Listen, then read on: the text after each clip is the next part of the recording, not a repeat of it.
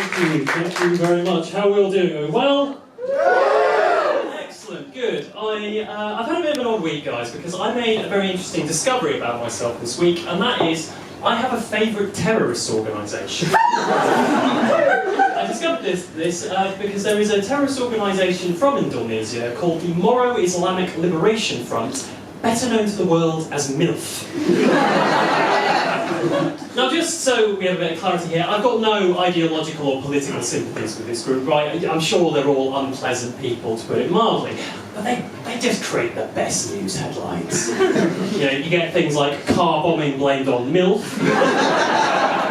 American aid workers kidnapped by MILF, or my personal favourite, Indonesian Prime Minister says we will never negotiate with MILF. I would genuinely pay very good money to be there at the precise moment that they are told the alternative implications of their name. I imagine it would go something along these lines. Hello, yes, you're through to MILF, how can we help? What? Oh, good heavens, that is embarrassing. God, thanks for letting us know. Wait till we tell our friends in the Colombian United National Terrorists.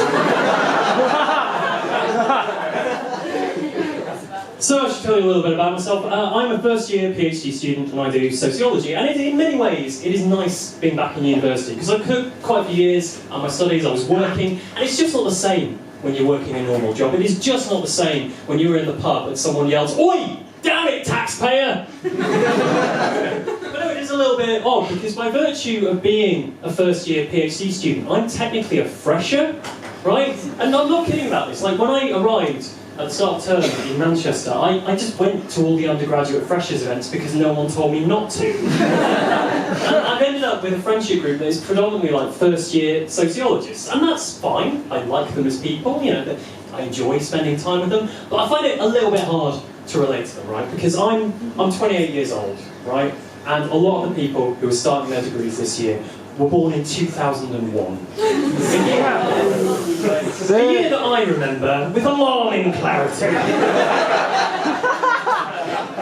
And the thing is, like, I'll be spending time with these people, I'll be in the pub, we'll be hanging out, we'll be having a good time, and then this hits me, right? This knowledge hits me, and I'll just look at them and I'll be like, guys, I was in university before you hit puberty. Now, as I recently discovered, that's not a good chat-up line. But we live and learn. Speaking of chat-up lines, as well as being a student again, I'm also a single man, right? I came out of a long-term relationship not that long ago. Now, I'm not going to stand here and complain about being single, right? There are worse things in life than not dating anyone.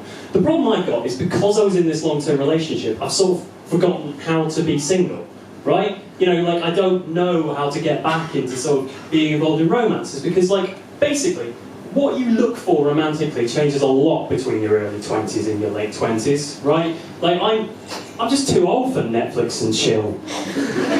I just want Now TV and commitment. But this is hard to explain, right? This is hard to explain when your friendship group is predominantly people who are 18 or 19 years old, and fair enough, right? They're in a different stage of their lives. Like, I'll say to them, guys, you know, I don't know how to start dating again, I don't know how to start meeting people. And they say to me, Chris, if you want to meet people, you should just go clubbing. Now, that is something I will not do. Because I hate clubbing, right? On balance, I think I hate it more than any other form of human activity. And I hate clubbing for two reasons, right? Firstly, I have alarmingly specific tastes in music. I will listen to two things and two things alone, and those are death metal and Amanda Palmer. That's it. I have yet to find a club that only plays that. And secondly, I don't like clubbing because I'm a bit of a grumpy person, right? I'm a pessimist by nature. My base state of existence is being a little bit miserable. And every time, guys, every time I've been in a club, everyone has just been so goddamn happy. Like, I've been in clubs where complete strangers have come up to me and they put their arms around my shoulders and they would say, and they looked at me and they say, "Are you having a good night, mate?" "I'm having a great night." "Are you having a good night?" And I will just look them in the eye and I will say, "Shut up, I don't care." You wouldn't do that in any other form of group activity, would you? You wouldn't go to the theatre, right? You wouldn't buy a ticket to go to the theatre to see King Lear, Shakespeare's tragic masterpiece, King Lear. You wouldn't go to the theatre to see King Lear and then in the middle of Act 2 just jump to your feet and go, "Fuck me, lads, this is a good play." Jesus. But no, you guys have been lovely. I've got a couple of things to mention before I go. Firstly, on a bit of a wholesome note, look after each other and look after yourselves. It's a difficult time of year. It's a difficult time of the year for a lot of people, so do what you can for the people around you to be kind, right? Second thing is, if you're not busy later this week, please go out and fucking vote, okay?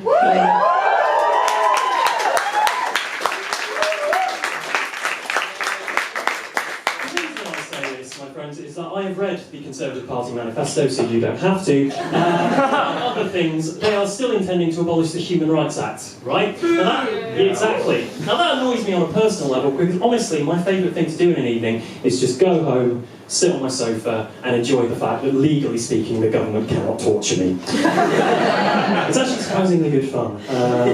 As many of you might guess, I won't be voting for the Conservatives in the next general election, because I think that voting for the Conservatives is a bit like masturbating, right? Because both of those are things you should never do in a polling booth. They tend to create a horrible, predominantly white, sticky mess that needs to be cleaned up by underpaid public sector workers. But anyway, I'll leave you with this final thought. So I recently started therapy again, right? And my therapist has got a poster in his office. I think it's like an old Buddhist saying, right? And it goes like this. First, there is a mountain. Then there is no mountain. Then there is a mountain. Then there is no mountain. And I looked at that and I thought, I think you've mistaken philosophy for blinking. Anyway, you guys have been lovely. I've been Chris Waugh.